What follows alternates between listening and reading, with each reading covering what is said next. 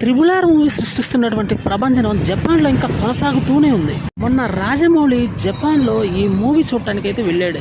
అదే రోజు జస్ట్ నిమిషంలో హౌస్ఫుల్ బోర్లు అయితే దర్శనమిచ్చాయి. త్రిబుల్ ఆర్ మూవీ తీసినటువంటి డైరెక్టర్తో సినిమా చూడాలని ఏ ప్రేక్షకుడు మాత్రం అనుకోడు. అదే జరిగింది ఇక్కడ కూడా. మూవీ చూడటానికి వచ్చినటువంటి జపాన్ వాసులు ఎగబడి మరి రాజమౌళితో ఫోటోలు దిగారు. అక్టోబర్ 21వ తారీఖు జపాన్లో రిలీజ్ అయినటువంటి ఈ మూవీ 34 రోజుల్లోనే అత్యధిక కలెక్షన్స్ రాబట్టినటువంటి మూవీగా రికార్డు క్రియేట్ చేసి పెట్టింది.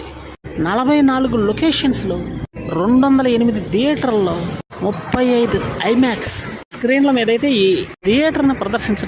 థియేటర్స్లో మూవీని ప్రదర్శించడం జరిగింది. అందుకని కేవలం తక్కువ రోజుల్లోనే రికార్డు తుడిచిపెట్టింది. ఇది ఒక సెన్సేషనల్ రికార్డు. ఆస్కార్ అవార్డు అందుకున్నటువంటి ఈ మూవీకి ఇటువంటివన్నీ సాధారణమే. ఇప్పటికీ బాలీవుడ్ కానీ, కోలీవుడ్ కానీ, మల్లువుడ్ కానీ ఇలా ఏ చూసినా కూడా టాలీవుడ్ ముందు తల ఉంచాల్సినటువంటి పరిస్థితి. ఎందుకంటే మనం ఆస్కార్ కొట్టాం, వాళ్ళు ఎవరు కొట్టలేకపోయారు. ఇంతకన్నా కొలమానం ఏముంటుంది? మరి మిగతా వాళ్ళు ఎప్పటికీ ఆస్కార్ కొడతారో తెలియదు. ఆల్రెడీ 1 year అయిపోయింది. అందుకని రాజమౌళిని గాడ్ ఆఫ్ ఇండియన్ స్క్రీన్స్ అంటున్నారు. ఎందుకంటే స్క్రీన్ మొత్తానికి హై డెఫినిషన్ తో కనిపించే మూవీస్